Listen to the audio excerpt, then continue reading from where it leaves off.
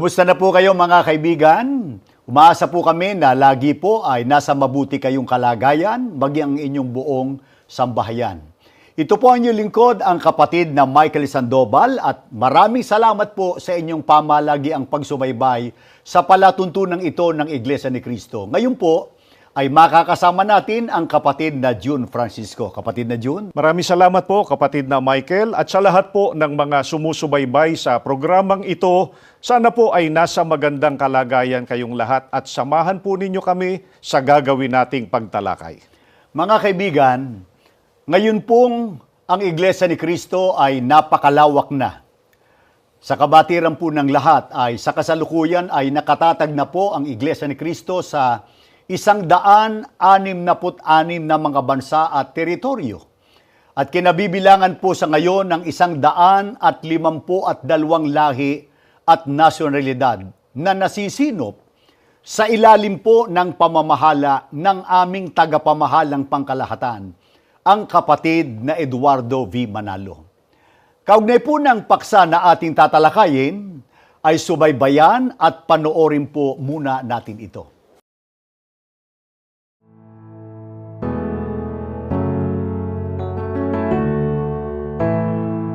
Kahit napakalawak na ng kinalalaganapan ng Iglesia, nakatatag na sa 166 na bansa at mga teritoryo, at ang mga kaanib ay kabilang sa 152 lahi at nasyonalidad.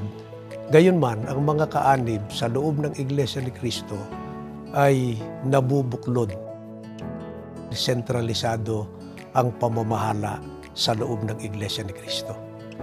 At dahil iisa ang ating tagapamahalang pangkalahatan na sa kasalukuyan ang kapatid na Eduardo Manalo, mula sa kanila ay nakararating ang mga aral ng Panginoon Diyos, maging ang mga tagubilin na dapat na makarating sa kanila.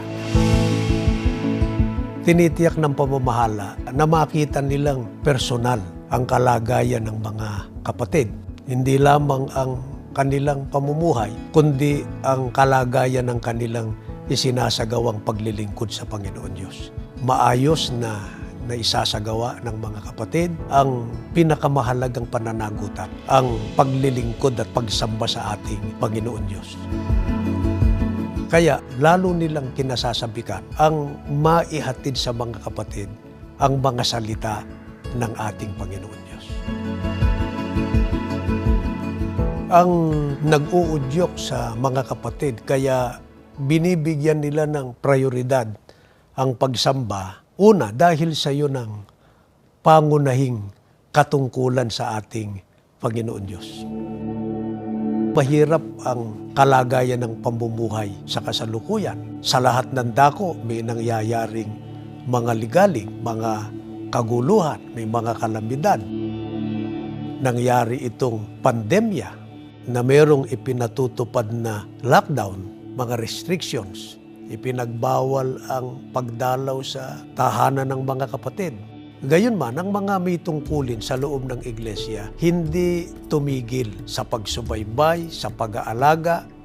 Gumagawa sila ng paraan na hindi sila makalalabag doon sa ipinatutupad ng gobyerno para malaman nila kung ano ang kalagayan ng mga kapatid na yun ipinararating nila sa ating namamahala.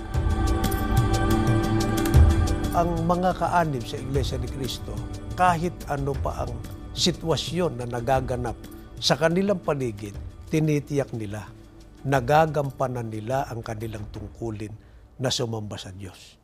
At ang kanilang pananalig doon sa pagsamba, ipagkakaloob ng Panginoon Diyos ang lahat ng kanilang mga pangangailangan.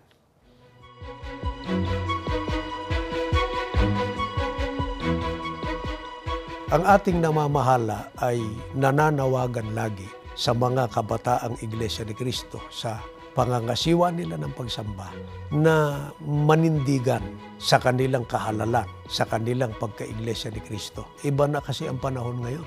Napakarami ng mga tukso. Kaya ang namamahala laging nagpapaalaala sa kanilang pagtuturo ang mga kabataang Iglesia ni Cristo makapanindigan sa kanilang kahalalan. Malaki ang kinalaman nila sa kinabukasan ng Iglesia. Sila ang magtataguyod ng mga paglilingkod sa Diyos. Kaya ang ating namamahala, binubusog ang mga kaanib sa Iglesia ni Cristo ng mga aral ng Diyos. Hindi sila nagsasawang magturo. Kasabay ng mabilis na pagdami ng bilang ng kaanib ay ang pagdami ng mga may tungkulin sa Iglesia ni Cristo. Napakalaki ng papel na ginagampanan ng mga may tungkulin para ang mga kapatid ay mamalaging nakaugnay sa namamahala sa Iglesia. Pagka nakatanim sa kanilang isip at sa kanilang puso ang mga salita ng Diyos, hindi sila makagagawa ng labag sa kalooban ng Panginoon Diyos. Ang lagi nilang mabibigyan ng kasiyahan sa lahat ng kanilang gagawin ang ating Panginoon Diyos.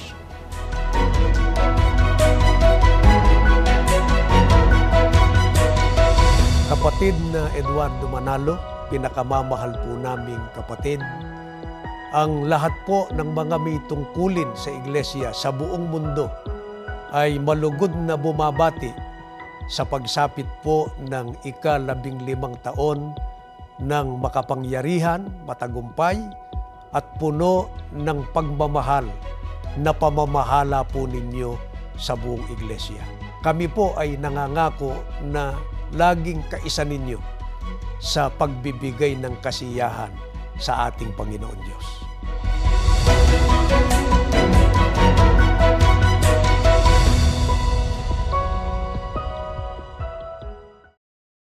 Mga kaibigan, ang napanood po ninyo ay kaugnay ng pagunita ng Iglesia ni Cristo sa ika-15 na anibersaryo ng pamamahala ng kapatid na Eduardo V. Manalo.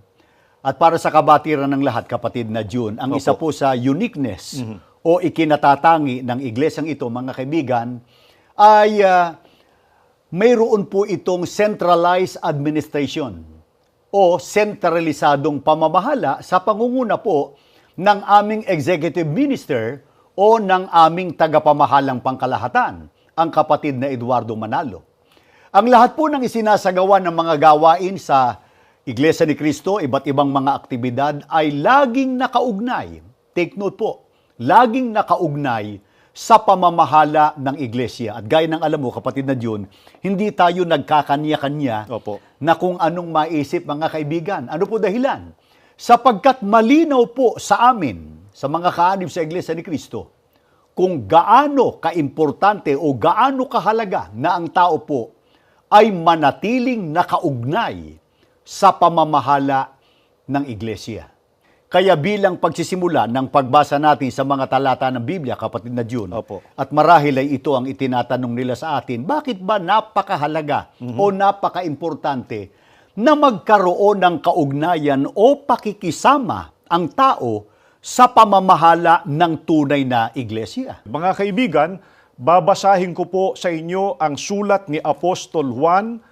Sa unang Juan 1:3, ganito po ang kanyang pagtuturo.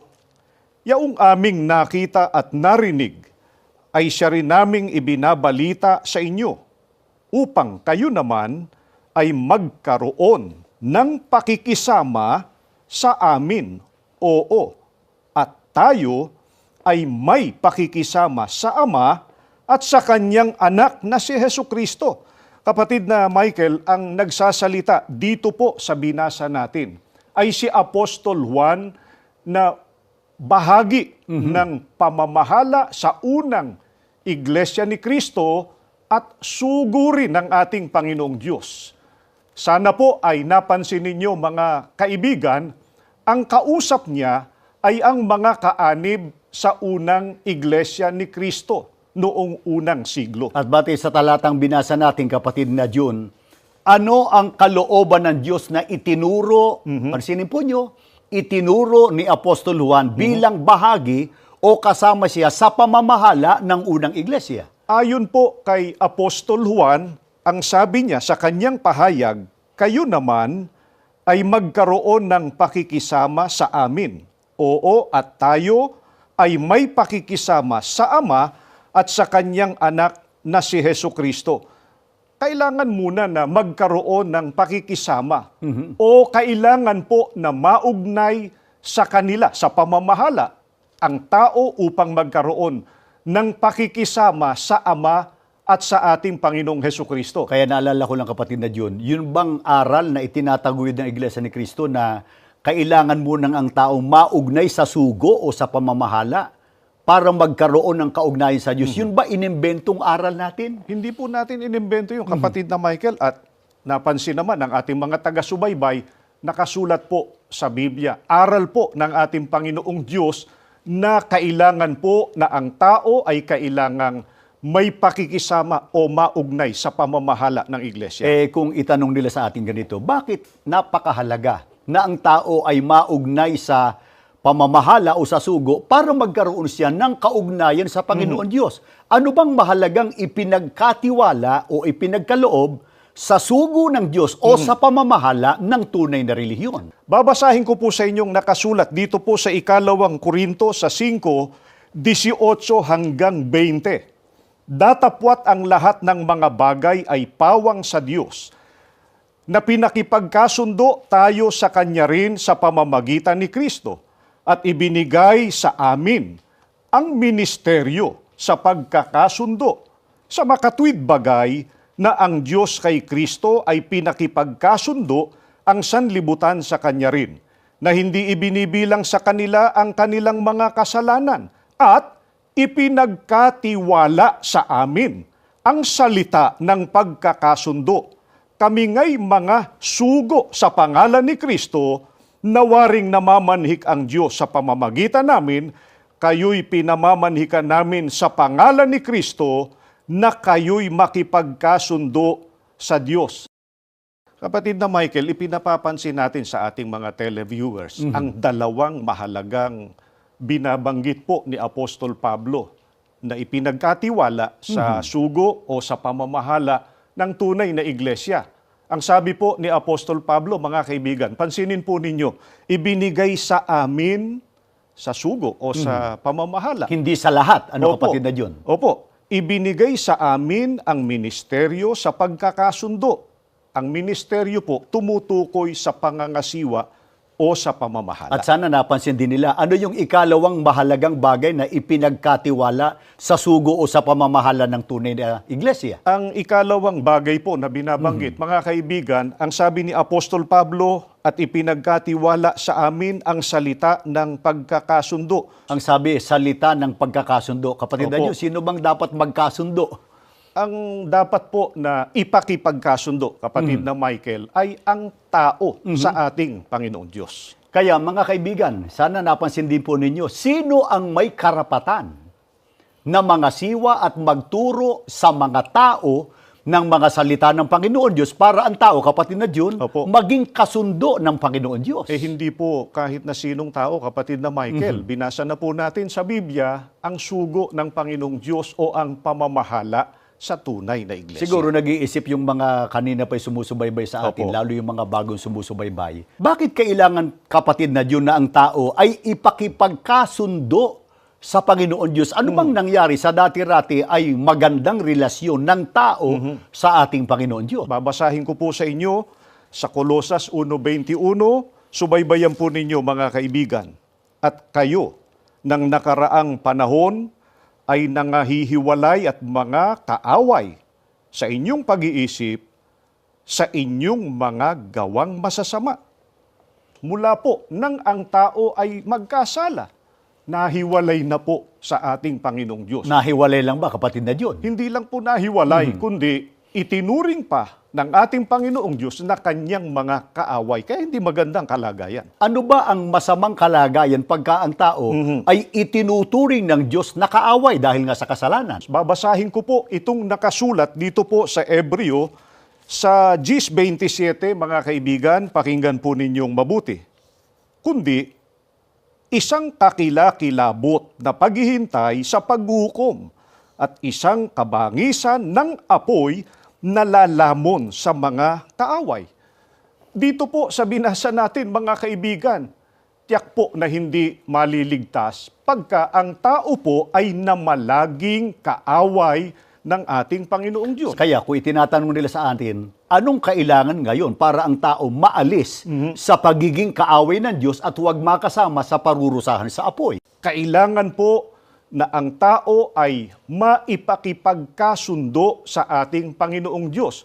Kung paano po maipakikipagkasundo ang tao sa ating Panginoong Diyos, ayon po sa mga apostol, binasa po namin kanina, kailangan po ang sugo o ang pamamahala sa tunay na iglesia sapagkat sila po, kapatid na Michael, ang katiwala sa salita at ministeryo ng pagkakasundo. Kaya meron tayong mensahe sa lahat ng mga sumusubaybay sa atin at Opo. dadalangan natin ng pagsasalita.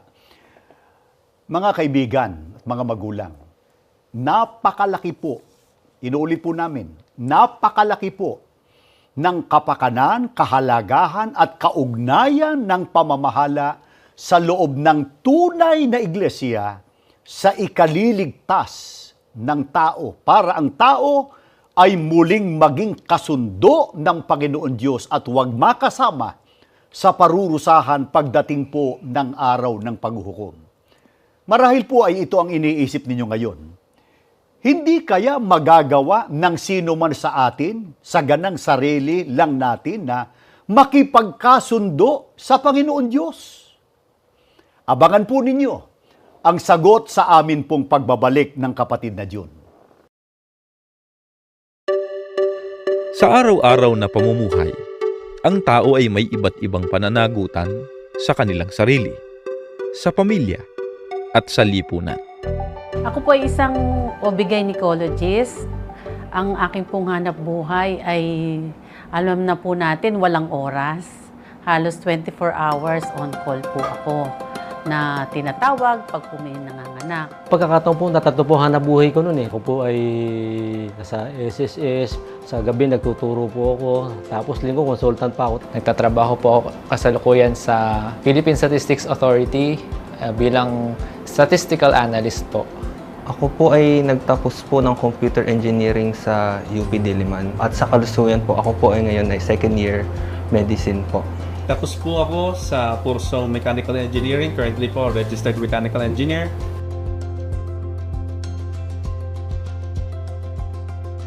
Wala na akong ibang pinagkakakita kundi sa dagat, nangingisda lang ako. Misis ko pa nga ang nagtitinda ng aming huli para kami makasurvive doon sa aking kinikita. Pinilit po namin silang mapag-aral. Mahirap po talaga ang buhay pero hindi naman po habang panahon ay ganun.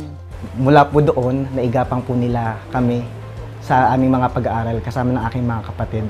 Ang trabaho ko po ngayon ay isang accountant sa isang multinational company. Naalala ko lang po ang buhay namin is payak na buhay. Hindi marangya pero nakaka-raos po sa araw-araw. Nasusurvive naman yung bawat araw. Tapos yun po, nakapag-aral naman kami at higit po sa lahat, may mga tungkulin po kami sa Iglesia ni Cristo. Lumaki kami nasa kapilya. Yun lang pong ginagawa, bahay, eskwelahan, tapos kapilya. Bilang mga kaanib sa Iglesia ni Cristo, ay handa nilang iwan ang lahat ng gampanin upang tupdin ang mas mahalaga nilang pananagutan. Lahat po kami may tungkulin. Mula po sa Ama ng Sambahayan, tapos kami pong mag-iina, lahat po kami ay may tungkulin din po sa pananalapi. Bilang manggagamot po, kami sa lokal po ng Pasay, meron po kaming free clinic every Sunday po.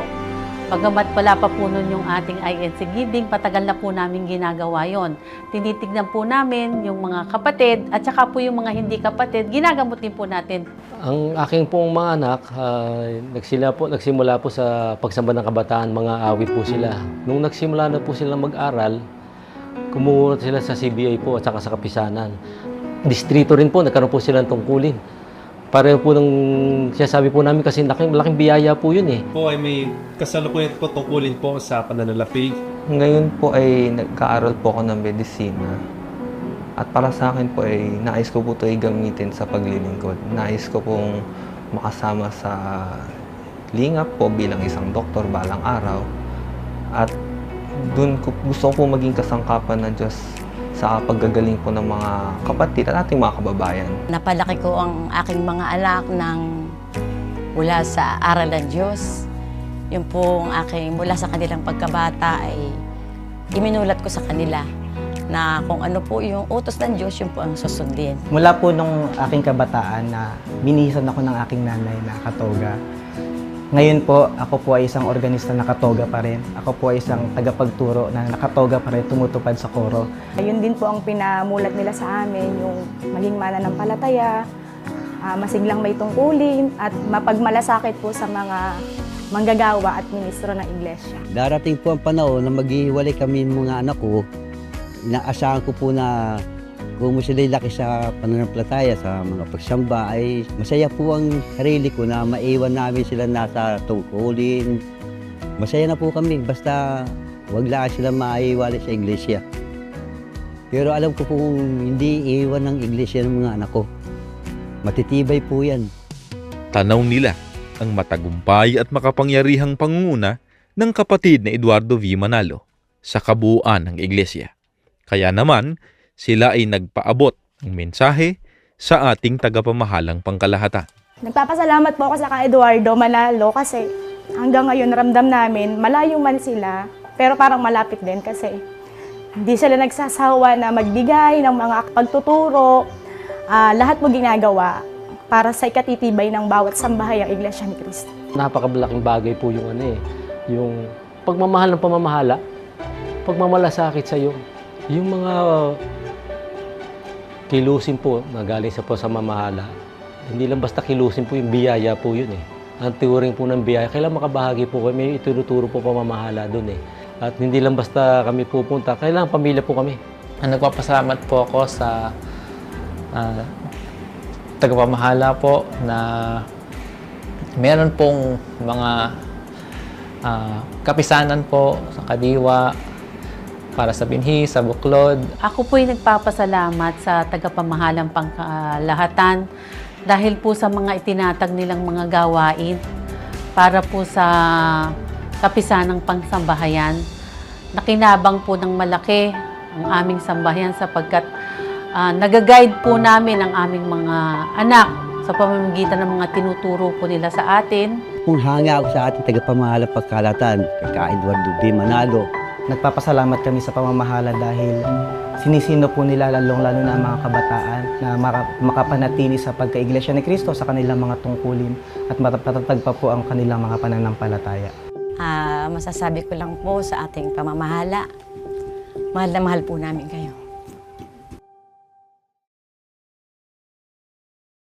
Salamat po at namamalagi kayong sumusubaybay dito sa palatuntunang ang Iglesia ni Cristo. Meron tayong tanong na naiiwan kanina at yun ang ating tatalakayin ngayon dahil baka sabihin ng iba, hindi pa magagawa ng tao sa ganang kanyang sarili lamang na muling maging kasundo ng ating Panginoon Diyos. Baka kasi sabihin ng iba, makikipagkasundo ako sa Diyos. Gagawa ako ng mabuti, tatawag ako sa Kanya.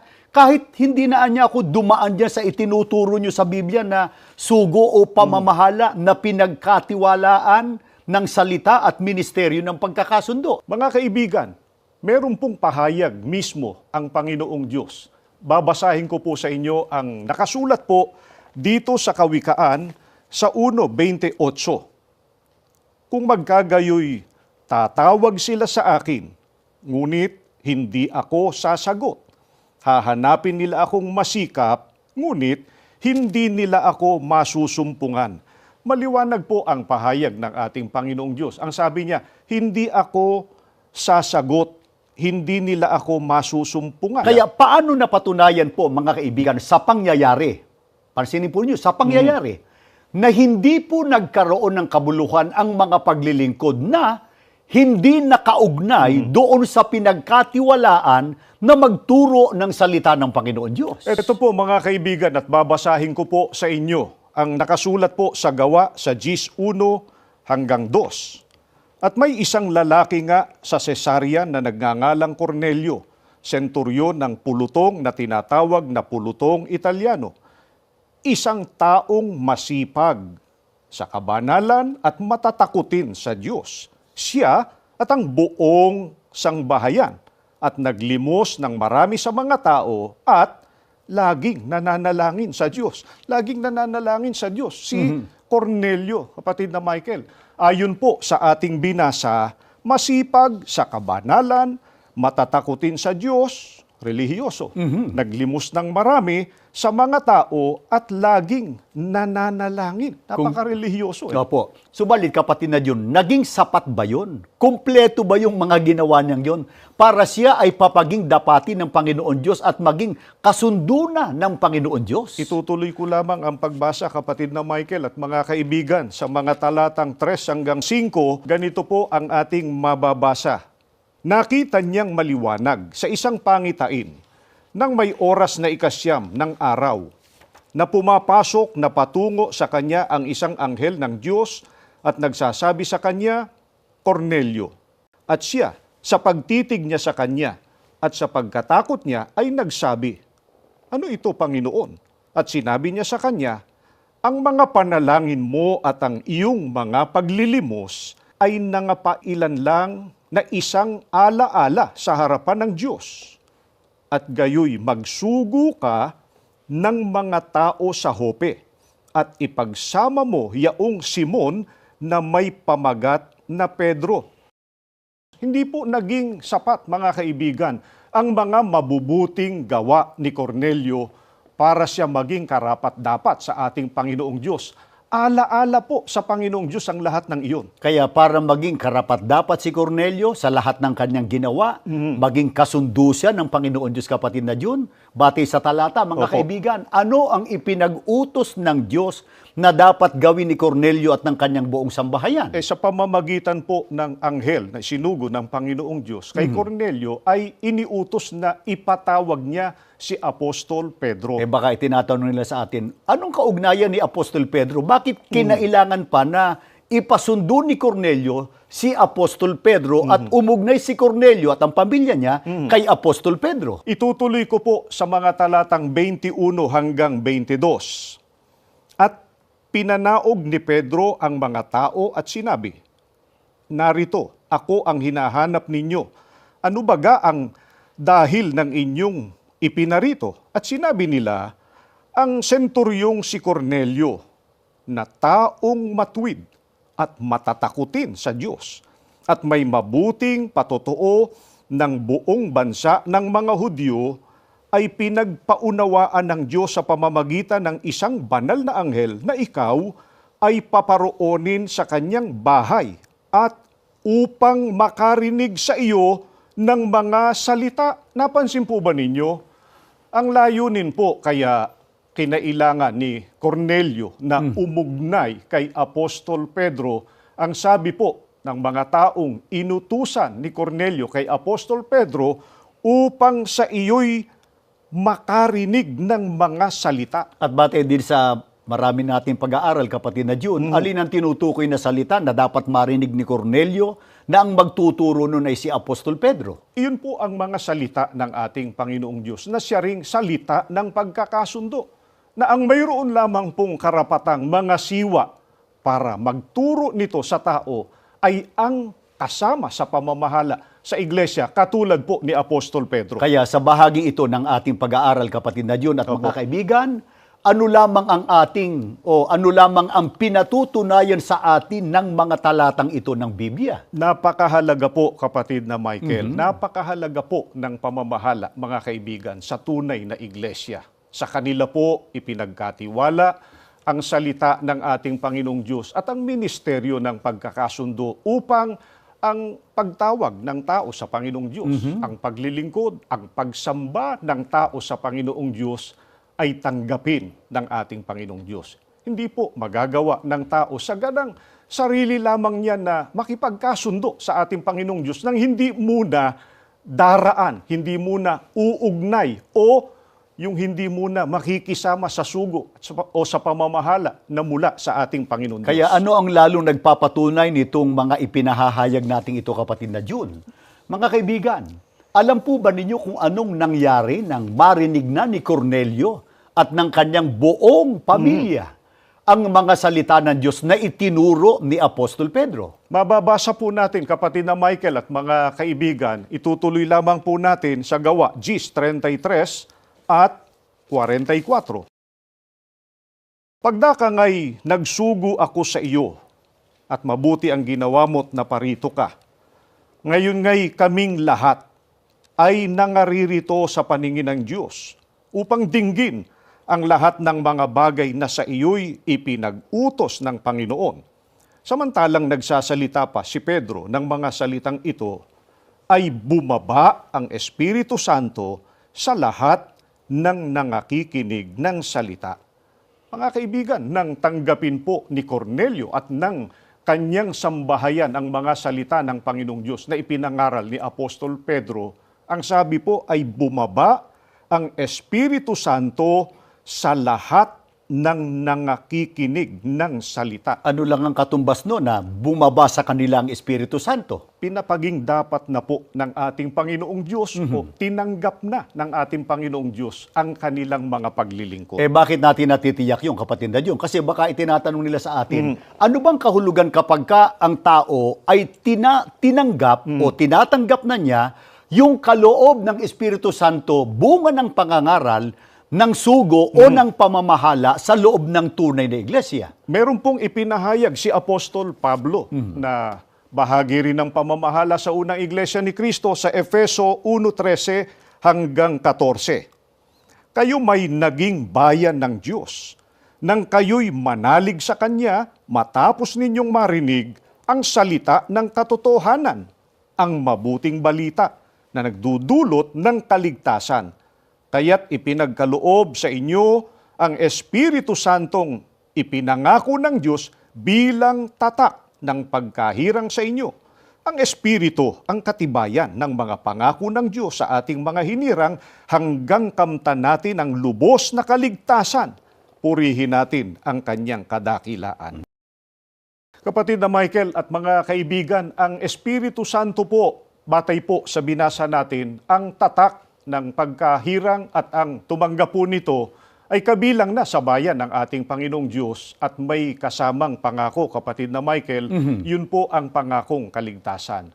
Yun ang tinanggap ni Cornelio at ng kanyang mga kasama pagkatapos po na sila'y makarinig o makapakinig ng mga salita ng Diyos sa pangangaral po ng pamamahala mula kay Apostol Pedro. Kaya hindi po makaiiwas ang tao na umugnay sa katiwala ng salita at ministeryo ng pagkakasundo na sila po ang sugo ng ating Panginoong Diyos o ang pamamahala ng iglesia.